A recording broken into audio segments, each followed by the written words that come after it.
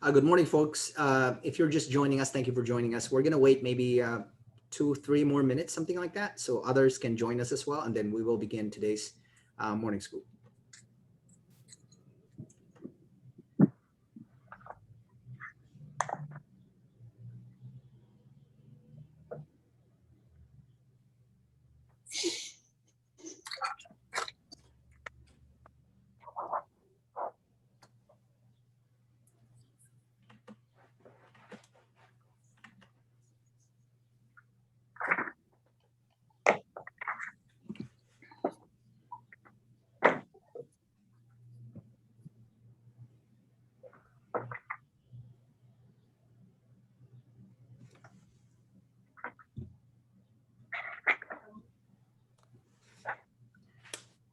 Again, good morning, everybody. Thank you for joining us. If you're just joining us, we're going to wait maybe 2 more minutes, and then we're going to start today's discussion.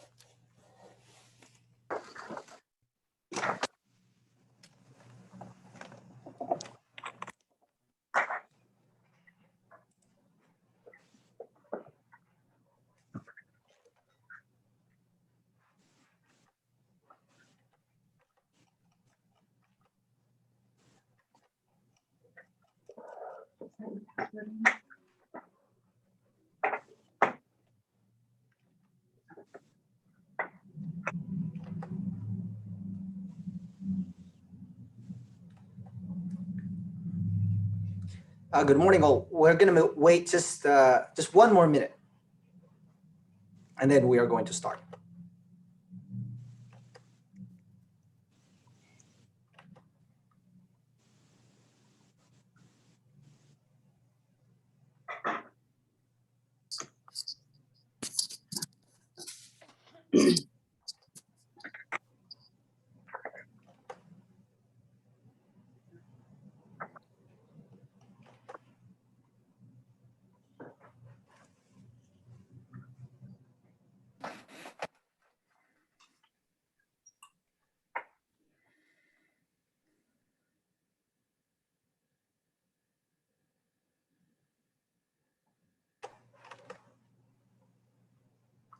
I think we are going to begin.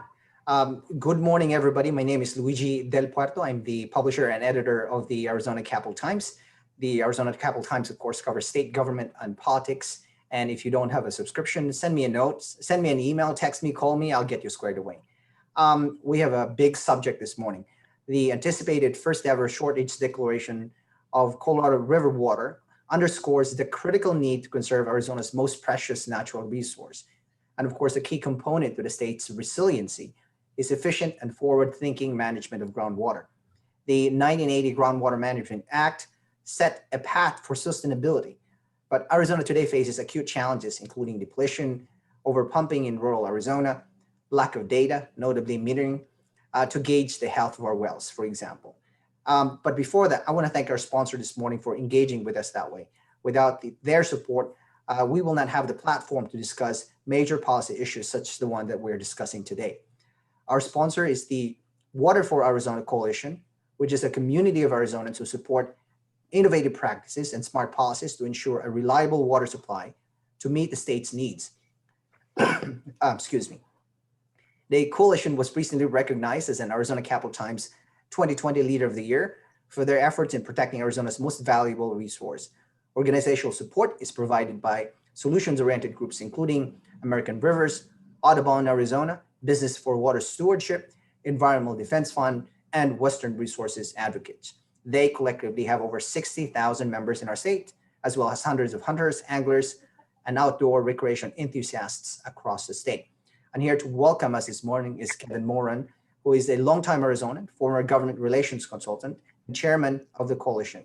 Kevin is also the senior director of the Environmental Defense Fund's Colorado River program, and in this role, he directs the strategy and operations for EDF's water program in the Colorado Basin states. That would be Arizona, California, Colorado, Nevada, New Mexico, Utah, and Wyoming. As I mentioned, Kevin chairs the Water for Arizona Coalition. Kevin? Thank you very much, Luigi, and welcome everyone to this important forum on rural Arizona groundwater. It's my pleasure to welcome you on behalf of Water for Arizona Coalition. We all know that groundwater is a vital water supply in Arizona. In a typical year, it makes up about 40% of Arizona's water supply. In many Arizona communities, especially rural communities, groundwater is the primary or even the only source of water. It's a critical source of water for residential use, business and industry, agricultural, fish and wildlife, and it undergirds a robust recreation and outdoor economy. It's also the source of year-round flows for rivers and streams and for springs in our state. Now, beginning in 1980, as I think all of you know, Arizona began to create a successful groundwater management system known as active management areas in the urbanized central Arizona, including Phoenix and Tucson. However, groundwater outside the active management areas, which is about 80% or more of the state's land area and home to 1.4 million people, is largely unprotected. And currently, communities have virtually no authorities, tools, or resources for its management. Now, in practice, this means that large new groundwater uses are allowed to occur even if they cause a neighboring well to go dry or require deepening, even if groundwater basins might be exhausted, and even if groundwater use threatens flows in neighboring rivers or streams, diminishing supply for other established uses. Now, with a few exceptions, I think it's fair to say that the rural groundwater conversation in recent decades has been mired in a false dichotomy that Arizona had only two options: expand what we have in AMAs statewide, or do nothing and leave groundwater unprotected and communities at risk. But recently, and hopefully, the conversation has started to change. More rural Arizonans and communities are identifying groundwater issues and asking for solutions. And bills have been considered in the state legislature, many sponsored by our leaders here today, to address various local needs. Our Water for Arizona Coalition welcomes this conversation, and we are working to advance it. We believe that the to AMA or not to AMA question, if you will, presents a false dichotomy.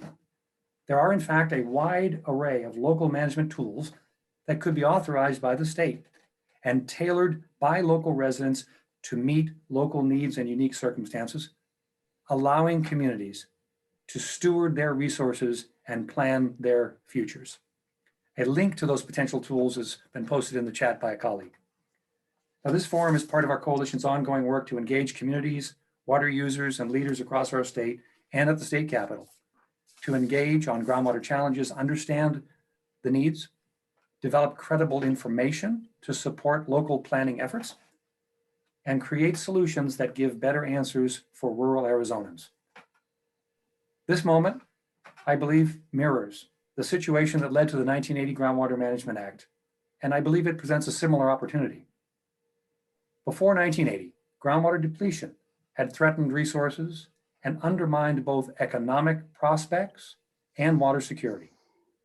The leaders who fashioned the 1980 Act, a leading player of which is here today on the panel, compromised. They invented legal concepts, structures, and management approaches and practices that collectively moved Arizona forward in a sustainable way. I believe greater Arizona's needs, the needs of its people and of its iconic land and waters, call for new approaches, intentionality, solutions, and tools to address groundwater challenges. We can build on past successes, the 1980 Act, and the recent success of the Arizona DCP and our implementation plan to help local communities plan for their future, their livelihoods, and their waters. We're honored to be here today and to help sponsor this event. And Luigi, back to you. Thank you, Kevin. I appreciate that. We have a great panel this morning, as Kevin noted. Joining us this morning is House Speaker Rusty Bowers, a fourth generation Arizonan whose great grandparents settled in the White Mountains.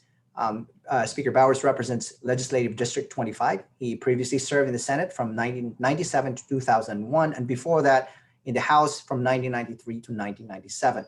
He previously served as Executive Director of the Arizona Rock Products Association. He was also the project coordinator of the welding program at the East Valley Institute of Technology, where he taught. And Mr. Bowers, of course, is a renowned professional artist who channels art in many mediums, including pencil, watercolor, and oil. He is a sculptor of wood, clay, bronze, and other materials. And of course, his many drawings, paintings, and sculptures are on display throughout the country.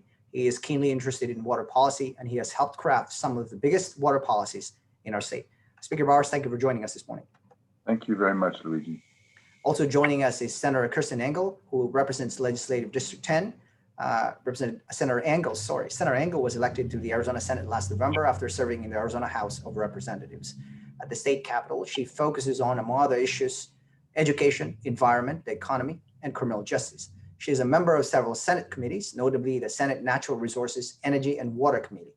She is a professor at the University of Arizona College of Law, where she teaches environmental law and legislative analysis. Senator Engel, thank you for joining us this morning. Thank you. Good to be here. Also joining us this morning is Representative Regina Cobb, who is the chairwoman of the House Appropriations Committee. Representative Cobb represents Legislative District 5. She is a longtime resident of Kingman, Arizona, having served her community in the last 2 decades.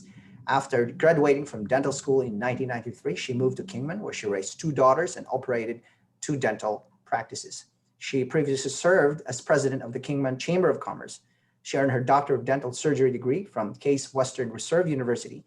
And of course, one of Representative Cobb's areas of focus is groundwater and groundwater management. Representative Cobb, thank you for joining us. Thank you. Thank you so much for having us today. And finally, joining us this morning is former Governor Bruce Babbitt.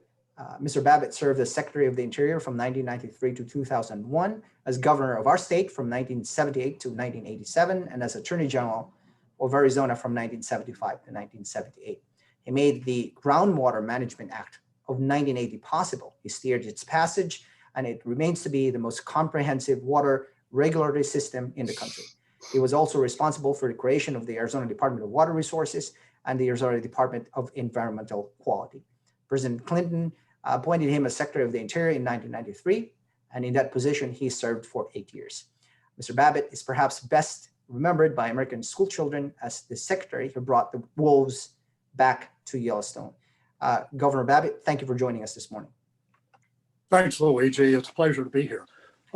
I thought Kevin gave us a very nice summary of what the outlines of this groundwater crisis is that we now face in Arizona, most importantly in rural Arizona, outside of the urban areas. Now, obviously, this is not the first time that we've come upon this groundwater crisis. Back in 1980, during my time as governor, we had a large crisis. It was centered around groundwater overdrafting in Phoenix, Tucson, Pinal County, kind of the urban core of Arizona, which was growing so rapidly at the time. Now, the only solution that I could think of in the midst of all that controversy was simply to call together the business community, environmentalists, agriculture, Democrats, Republicans, some legislative leaders, including a couple of great leaders, Stan Turley, who was president of the Senate, Burton Barr, who was the majority leader in the House, and herd them all into a room and say, folks, we got to solve this problem. And the result of that was that for 6 months, we met twice a week and thrashed it out, quarreled, argued, compromised, finally put together a draft. We took it to the legislature in the spring of 1980, and the legislature in June of that year passed it unanimously, demonstrating, I think, the kind of power that we have when we get together. Now, since that time, the Act, which applies, as I said, principally, almost exclusively to the urban areas, Phoenix, Tucson, Pinal County, has been amended, it's been fine-tuned. But I don't think anybody can deny that it's been a really substantial success that has met many of its objectives for the urban core of central Arizona. Now, at that time, we actually stepped back and said, what about the rest of Arizona, the river communities, the high country, the Mogollon Rim, the desert basins in Cochise County, and so forth. And I think we all kind of agreed, really agreed, that it was a separate problem, that what we had done with the Groundwater Management Act was not a model for the diversity and the specific problems of the many rural areas around the state, and that we couldn't just knock off a carbon copy of the Groundwater Management Act and hand it to the rest of Arizona. We took a deep breath and said, and we don't have the energy or the time now to go through this process all over again after all this agony we've been through. So let's step back, watch the Groundwater Management Act work, see how it's implemented, see what we can learn from it. And then, in another year or two, before too long, we'll turn back and address rural Arizona. Now, that was 45 years ago, and nothing's happened. And since that time, 6 governors of Arizona have come into office and gone. Nothing's happened. 19 legislatures have come and gone in that time. Nothing's happened. And in the meantime, the population of our state has more than doubled. The groundwater overdrafting continues. We look at groundwater basins which are in danger of being exhausted. Wells are going dry. And the water experts are telling us that the drought we're in now is probably a vision of what's going to happen in the future, that extended droughts are probably now another factor that we're going to have to take into account. So what do we do? Well, I think the history of our state suggests, if you look at it carefully, that we have the potential to come together, that we can forge these bipartisan consensus, and that if we look carefully at our tradition, we have the ingredients and the power to honor that history and to come together and to find solutions. But it's clear to me that we can't wait a lot longer. We've waited 45 years. Now is the time. Let's look at that history. We can make this work. There are solutions, but now it's the time to get started. Governor Babbitt, thank you for that historical perspective and for bringing us up to speed. I want to go to Speaker Bowers. Governor Babbitt suggested strongly that now is an opportune time to get together the same kind of coalition, the same kind of group, the same kind of potential meeting of the minds he had 45 years ago to get something done on groundwater. Your thoughts, sir?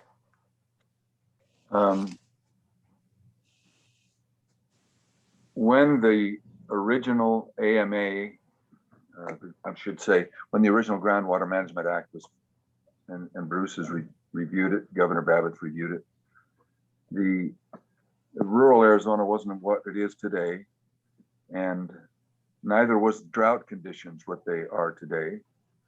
And I presume that while we want to live by crystal balls, that we might eat a lot of ground glass by doing so.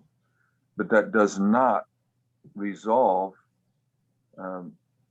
systemic challenges of growth, which we've seen coming for a long time. And many of us have said, the question isn't the people, it's the water. And so I would agree that we need to get funding, get animation, get enthusiasm, bring together the groups that need to be in the room, and that's all of us in some form or fashion, and start thrashing through what can be a future where we can sustain the growth if we need the growth for those who want the growth, and yet have a lifestyle that doesn't have a bunch of dry riverbeds and arid landscapes around us that we can't even improve a little bit. But there are many ethics that we need to change. There's a lot more just in our personal conservation and efficiencies of water systems, but all those things, Luigi, to the short answer, which I should do more often. Yes, we need to talk, to decide and take some action. Senator Engel, I want to ask you, you teach environmental law. You're intimately familiar with what's going on in our state. To your mind, what are the most pressing challenges that we face with groundwater? Well, I would say this is one of them, you know, exactly what we're talking about this morning. And folks are worried about it. There was a recent poll done by Gallup that just came out just a few weeks ago, and it said something like over 80% of Arizonans said they supported doing something, regulating, putting in plans to do something about rural groundwater. So I'd say that this is really the issue of the moment here in Arizona water. And it is very intimately connected with the other water issue that we're also looking at, which is the decline in Colorado River supplies. Because as that water supply declines, there's more pressure upon our groundwater resources. There's more pumping, and there's less water available to recharge the groundwater that we are pumping. So, you know, let's not forget, groundwater is a finite resource. You know, once we pump it, it is gone forever. You know, the rate of replenishment naturally is very, very low. So we're talking about, you know, the resources for our children and grandchildren, for our future economy. And right now, I think we're really seeing some real problems in our rural areas with dropping groundwater tables. And it's not just a question of future growth, it's also sustaining the economy that we have right now. Homeowners, you know, smaller farms that don't have the deeper wells, you know, they're starting to run up against problems, and it will be expensive for them to adjust. If they have to dig deeper wells, or maybe, you know, even go out of business, which is, you know, the last thing that we want. So I think it is, you know, one of the issues of the moment. Students ask me about it all the time. And, you know, the encouraging thing is that, you know, we have a very, you know, folks from both sides of the aisle that are ready and willing to start working on this issue, and actually have been ready for some time to work on this issue. And I suppose we'll get to that later, but, you know, there's bills pending in this legislature that would start to work on this problem that really need to be heard. Thank you for that. I want to share this screen real quick, and then I'll go to Representative Cobb, because I think Representative Cobb, your area, your part of the state is really at the forefront of the kinds of water challenges, groundwater challenges that we face. But this is a slide from that the High Ground Public Affairs shared with me. So I give you a visual of the 1980 Groundwater Management Act, the active management areas that you can see here in color. They're color coded, and of course the irrigation and expansion areas as well. So currently we have 5 AMAs and 3 INAs in Arizona. So I want you to just look at that, look at this visual for a little bit, and then I want to go to Representative Cobb. Tell us about the challenges that you face in your district. Well, not really in your district, in your part of the state. Well, thank you, Luigi. I just want to say that I mean, when we talk about the challenges that we have in my part of the state, it's not unlike other challenges in other parts of the state. My part of the state has a very distinct area that we weren't in agriculture. We weren't doing a lot of that. We were doing a lot more ranching because of the lack of any kind of regulations or treatment. I think it just opened it up to people, and we have a lot of open land in my area. So it opened it up to other states to be able to come in and to really pump our groundwater and utilize it for their use. But then it limited us on what we have. We have basins up there that right now only have 30 to 50 years of expected use, and that's not enough.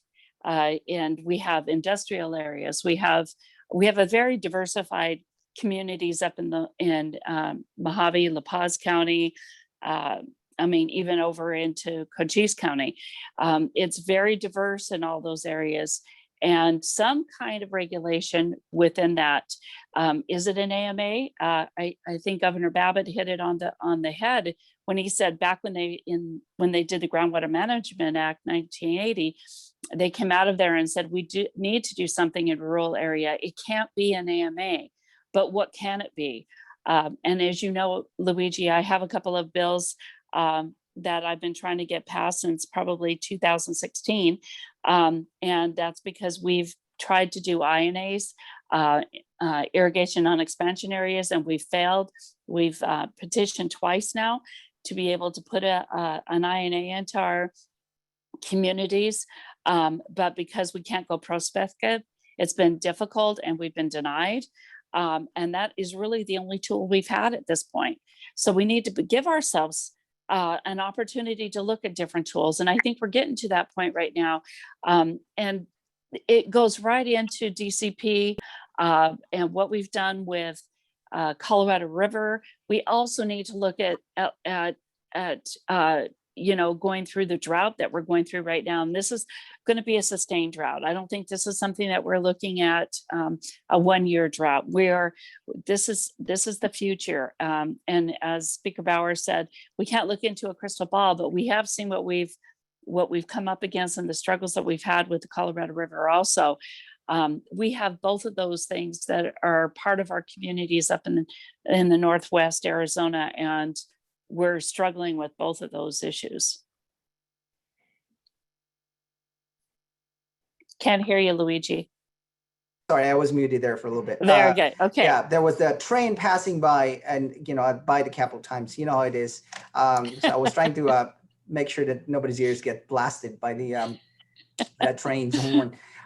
Speaker Bowers, there are legislation that have been introduced that have moved out of your chamber. Representative Cobb, for example, introduced legislation so that a county board of supervisors in a county outside of an active management area may designate by resolution one or more groundwater basins or subbasins in the county as a rural management area if the board finds that one or more of a list of specified conditions exist. Why is this proposal not moving? Great question. Lots of people involved all over the state. When we make any action towards one county, that offers opportunities for other counties. I think there are fears generally of governance over a very important resource to some people, to all people, whether they realize it or not. In that area, there are private landowners who have water that they want to sell out of the area. There's other owners who are taking advantage of drilling opportunities that are huge and could rapidly affect, or if not rapidly, in the lack of, as Ms. Engel pointed out, with the lack of replenishment, an aquifer in a drought situation obviously drops faster than other situations. Rain is incredibly important in any of these equations, and in the lack of rain, all of our uses exacerbate the problem and accelerate the problem. And we weren't supposed to use the term drought prior to 2001, When I'd mentioned that to some of my friends at some of the major water purveyors in the area, they'd say, "Oh, no, don't use the D word." And that was when I came in the 90s. So this is really about a 30-year decline. You can look at the graphs on the river. We know that there's a drought problem. We don't know how long it'll last. And that exacerbates all the challenges. And we can all fight over what's left, which is urban Arizona, the 80% of our state that depends on the CAP canal and system. That group is all happy to look rural. And rural Arizona starts putting up its defenses against the good intentions of urban Arizona. And so the large aquifers, the Coconino, the aquifers down in southern Arizona, all of the river people, clear down to Yuma, which is the intel of agriculture, they all look at urban Arizona as the enemy. What are you going to do with our water? Everybody, it's our water. So, Luigi, all these things factor into any bill that comes along, not just its immediate. Do we lose Speaker Bowers? Its immediate situation. Can you hear me? Yeah, we can hear you. We can hear you okay. It's louder, but no better. Is that the deal?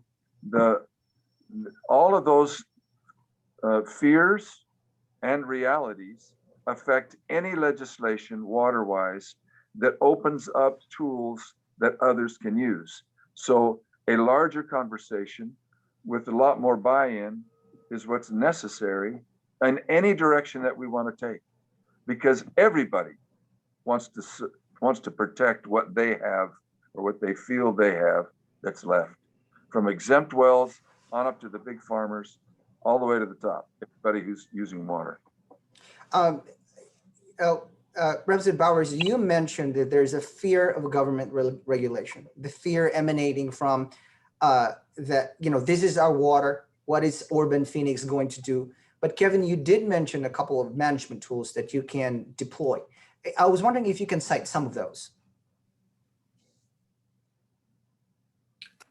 Luigi, I would encourage participants to check on the link in the chat where the Water for Arizona Coalition has compiled various tools that have worked in various places in the West.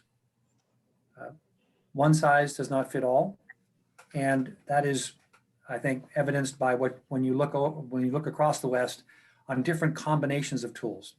An example would be the idea of offsets. So in some basins in the West, you have a rule that the community has developed where new uses in a particular watershed in a community would need to buy credits from others in the watershed who had conserved and earned that credit. So think of it as a localized market with guardrails that a community could adopt. The voluntary Verde River Exchange is a forerunner of that concept. And I think the other notions of how do we look at technology to measure what water is actually being used. There are ways to do that in a non-regulatory, non-intrusive way. An example would be the OpenET project, which I would encourage you to check out online, OpenET, a collaboration of EDF, the Desert Research Institute, Google Earth Engine, which is about using satellite data and local weather data sources to quantify the amount of consumptive use of water by agriculture. There are ways to leverage technology to provide information that supports local planning and decision making. Governor Babbitt, you mentioned 45 years and nothing has happened. And some would even say that instead of strengthening the Groundwater Management Act, there had been legislation that chipped away from this landmark legislation. What is, to your mind, plausible at this moment? Kevin mentioned earlier that it may not necessarily be expanding the AMAs, but I do wonder if that's in fact really the most logical solution or the logical step. I do wonder, and what do you think of, if you're thinking about all these problems, what is feasible to your mind at this point? Luigi, I think that the bill that Gina has sponsored, Regina Cobb, with us today, is an excellent starting point. That bill would authorize the creation on a county-wide basis of local management agencies.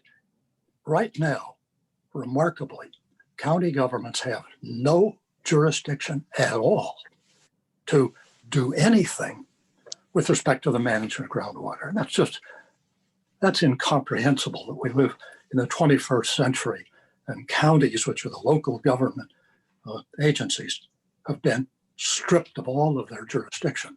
Now, Gina's bill deserves a lot of really careful attention, because what she's done is said the county supervisors can put up a process for the appointment of local groups, which can then put together proposals. Now, she then says, I think very appropriately, those proposals should be reviewed at the state level. This is a really important balance, which puts some energy into this process, starting with the local governments, but says you got to work within the framework of some review at the state level. Now, my question is, why hasn't her bill been heard? And why haven't the bills in the state Senate been heard? If we're going to have a big discussion about this, the place we've always started is by hearing bills in the legislature. And I would only say to the legislative leaders, including Rusty, of course, it's time to unbottle those bills and get the discussion going in the place where we have these discussions. It's called committees in the Arizona legislature. Senator Engel, if you can talk about other proposals that your caucus has introduced over the years. Obviously, we have Representative Cobb's bill, but I know your caucus has been on this issue for years now. And I was wondering if you can highlight some of those. Sure, and I'd just like to say that, Representative Cobb has been a real leader on this issue, and her bills are excellent. And many of us would be, I think, very supportive of her efforts to try to make the INA process workable in Arizona, because we have, local governments who have actually petitioned to have irrigation non-expansion areas, as they are seeing, just as she described, new large agribusiness corporations from out of state, coming into our communities and, putting down those deep, expensive wells, and literally, because of the lack of regulation, pumping out our public resource, pumping our groundwater. So I think that these suggestions that she has in two of her bills, and I'll just, I don't know if she's going to toot her own horn, but the numbers are, wait, what are they? Actually, I'm not going to have the numbers in front of me. In any case, but that's not all. So I think that's an important part of the equation, and it's something that she's worked hard on, and there's solutions right there. But one of the very first things we need to do is we need to get a handle on the problem. We need to understand, how much water is actually being pumped, and what is it actually being pumped for? The first step in any kind of solution is to first understand the scope of the problem. So for years, those in my caucus, the Democratic caucus, but we even last year had a Republican propose this, is that we should figure out how to meter the groundwater outside the AMAs. Now, this is a central part of what we do within the AMAs, but it's not required outside the AMAs. And yet, how can you start to figure out what we need to do without understanding how much groundwater is being pumped. So I think that's step number one. And as Kevin has mentioned, there's various ways of getting on top of that. It's not necessarily, big government. There are satellite-based resources that we can now use. This open ET process, looking at transpiration methods, physical processes is very exciting, and I think will provide a lot of information. So that I think is the starting space, the starting point. But there's other bills that have been introduced, such as well spacing rules. A bill by one of my colleagues, Representative Cano, over in the House Bill 2204, which gives authority to ADWR to come up with well spacing rules. I mean, if it doesn't take a lot to understand. If you've got two wells, one well here, an existing well, and then you put another well right next to it, they're going to compete with each other, and both of them are not going to pump as much water. So why don't we have well spacing rules? Just very common sense.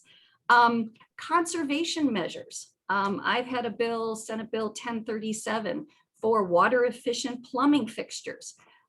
So, this would apply statewide. It would upgrade our 1992 out-of-date standards so that we conserve water. And a lot of the other states within the Colorado River Basin are doing this. And so why isn't Arizona doing this?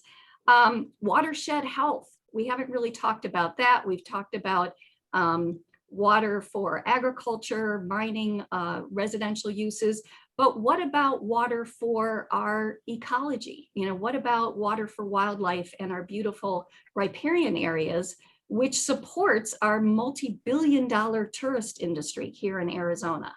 So Senate Bill 1474 to assess the health of our watersheds, many of which are being pumped dry by pumping. And looking at ways to support those watersheds. So these are just a few of the proposals, but getting back to, the effort that Governor Babbitt led in 1980, which we are all so proud of, the Groundwater Management Act.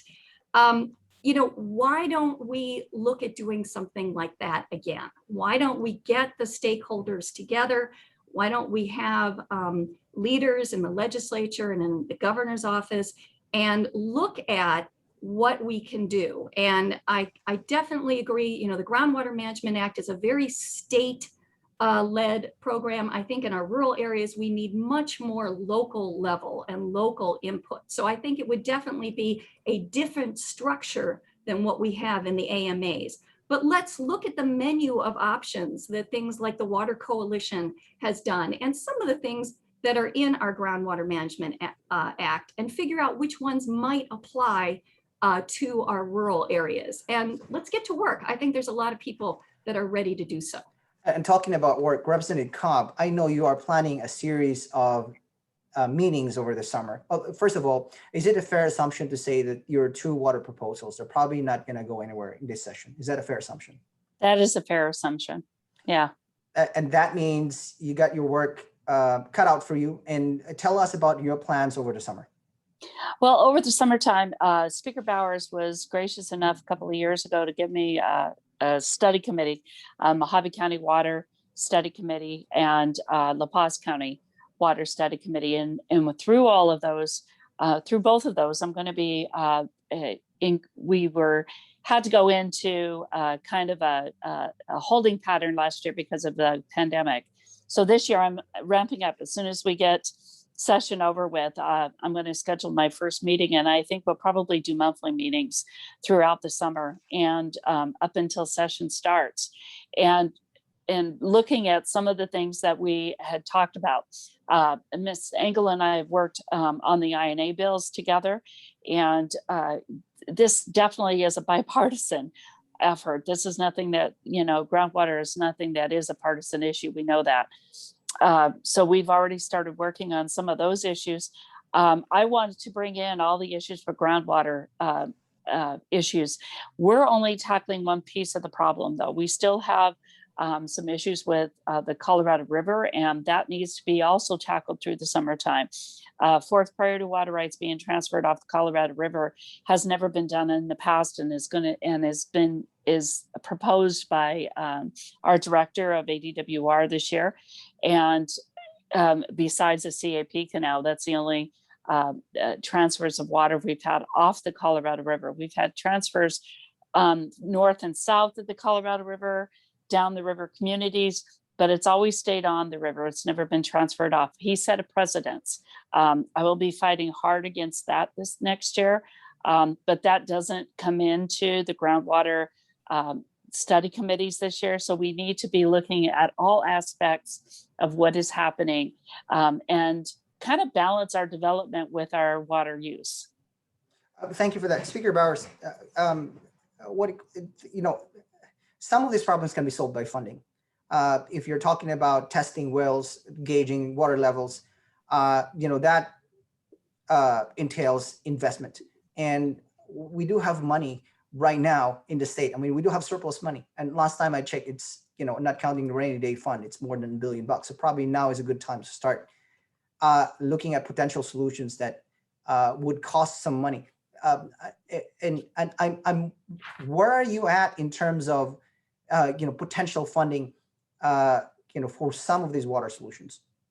You will see if the budget gets pushed through that we are proposing in the House and Senate, you will see a substantial amount of money being set aside for these activities: finding, refining, water sources across Arizona and beyond. I'd like to, Luigi, just for your and everybody who's participating, I'm not really tech savvy, and I'm using a phone, and the little chats that are going on, there's a lot of snippets there that I hope that there's a way to record them or something, and maybe we could talk about that, because some of those questions are things that are indicative of the need of conversation, larger conversation.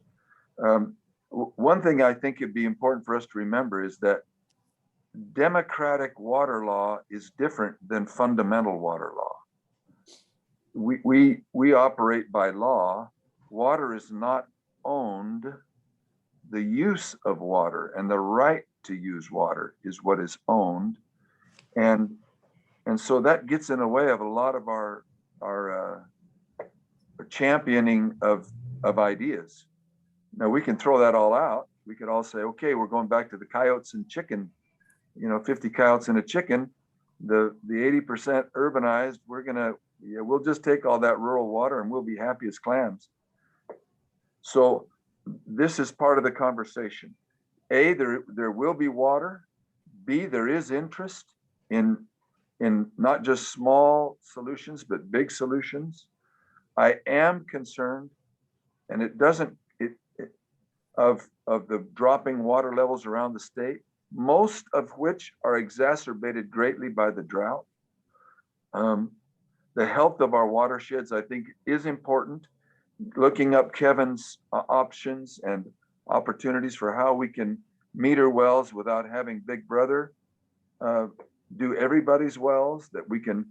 I believe you have some kind of a slide you were going to show about water levels around the state, for example. That might be something.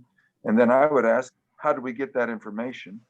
And if we got that information, is it usable? I mean, is it something that is dependable?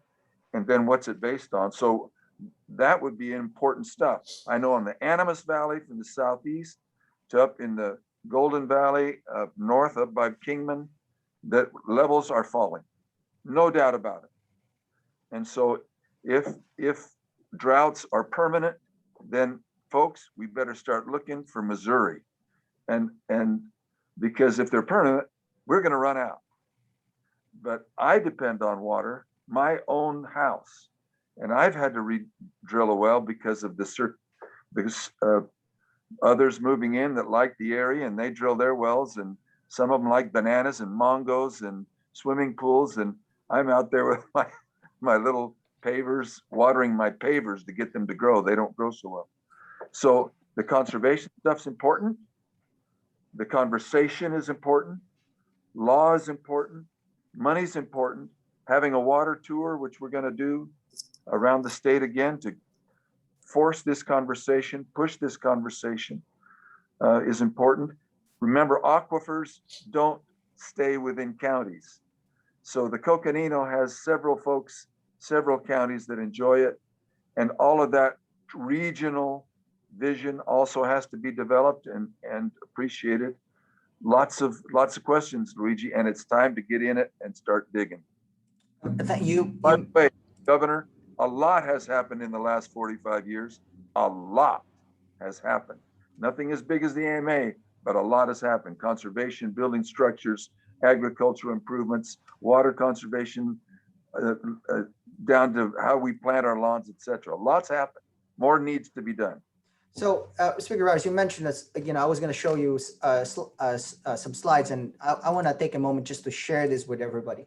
These slides are from the ASU Cal Center for Water Policy data that they gathered from the Arizona Department of Water Resources. What you're seeing here are, if you can see, the management areas, and if they're color coded. So if you're seeing, by the way, this is over a 20-year period. So if you're seeing blue here, that means that the basins, water in the basins have increased. And if you're seeing red, that means that they have decreased. And so the redder it is, that means the more depletion you have, and the bluer it is, the more it's increased. Again, this is over a 20-year period. You can see, for example, the Tucson, management area, for example, to your left here, you can see the Tucson AMA, and you can see that it's, there are lots of red dots, but there's also, bluer dots. And if you look at the, if you look at, I'm going to try to see if I can show you Wilcox. Yeah, there's some. Yeah, so if you can see here, it's Wilcox, according to this data from ADWR, now visualized by the ASU Cal Center for Water Policy. It's dropped from, let's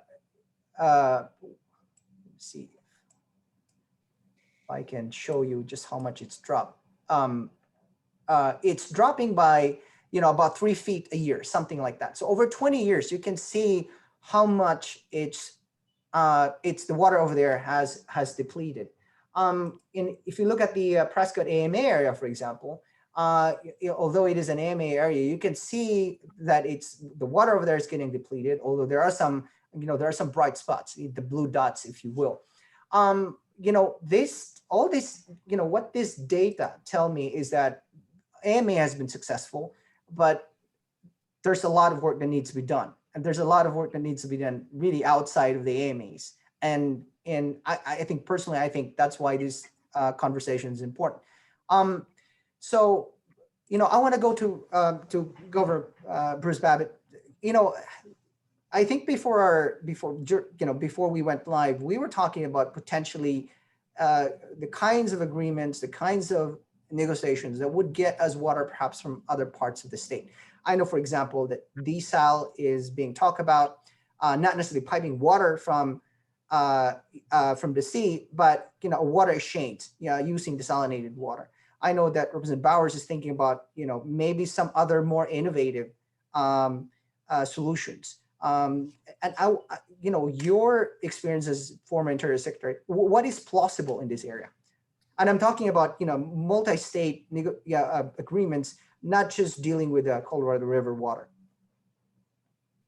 Luigi, if we manage our water well and look at all the available sources in state, cleaning up brackish groundwater, which is currently not used, looking creatively at working with the Gila River Indian community and the Colorado River Indian communities to use their water in a way that is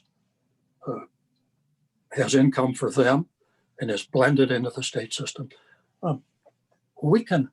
There isn't, sort of a drop dead emergency.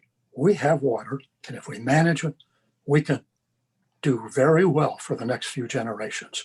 Now, what happens in 100 years? I leave that to others. There are proposals to divert the Mississippi River, to bring icebergs from Alaska, to desalinate water in Mexico. That conversation is appropriate. I mean, there are future visionaries out there, but we can't let it distract from the fact that we have a problem right in front of us for the next couple of generations. And there is enough water with all of these various sources, if it's managed well, that we're going to do good. We can continue to grow. We can solve these problems.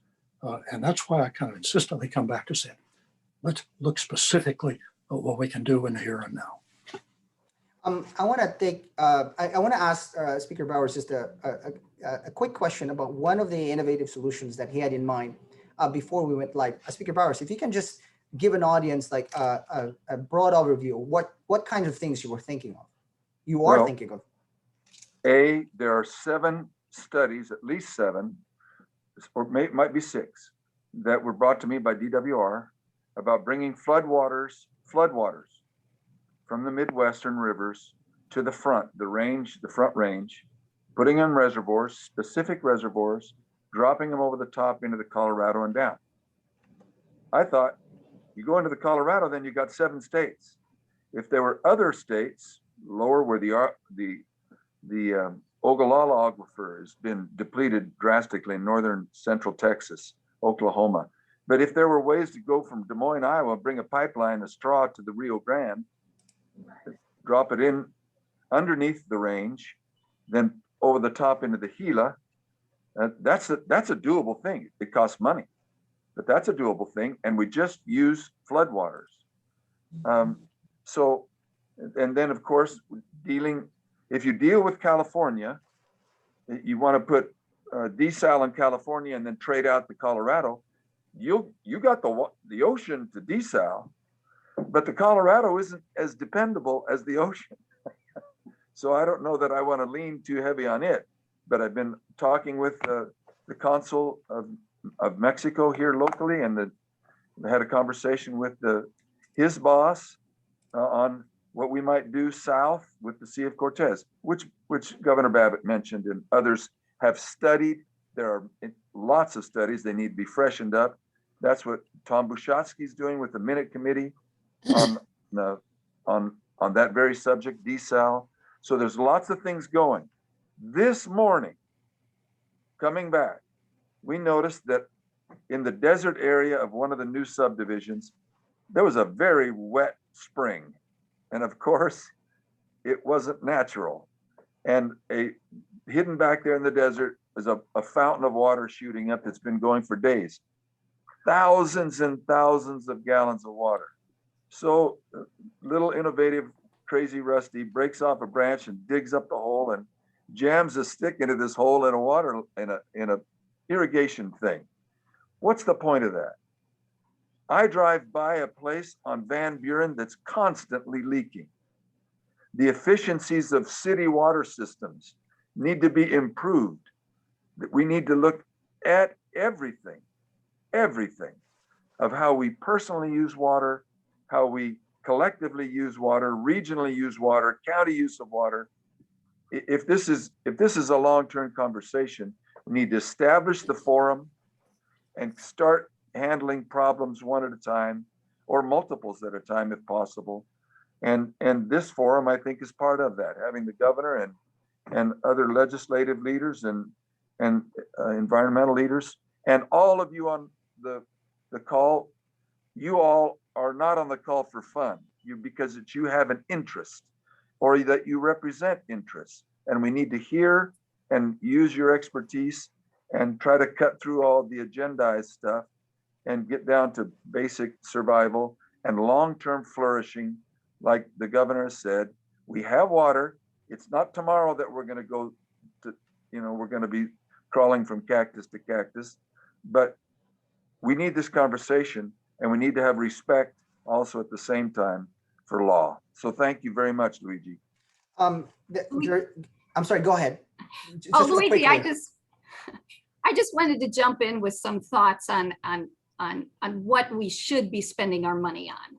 And, you know, with all due respect to the speaker, I think this idea of building massive, expensive $1 billion in a to move Mississippi floodwaters to Arizona is just not realistic, and it's unnecessary. It's just outrageously expensive, and we got to deal with all the states in between who are going to want a cut of that water.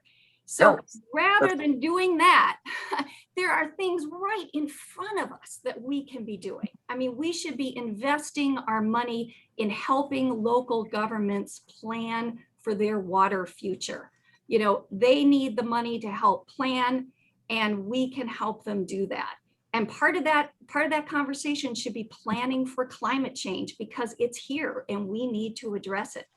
But the speaker's very right. You know, leaking pipes, there's a big need for infrastructure investment.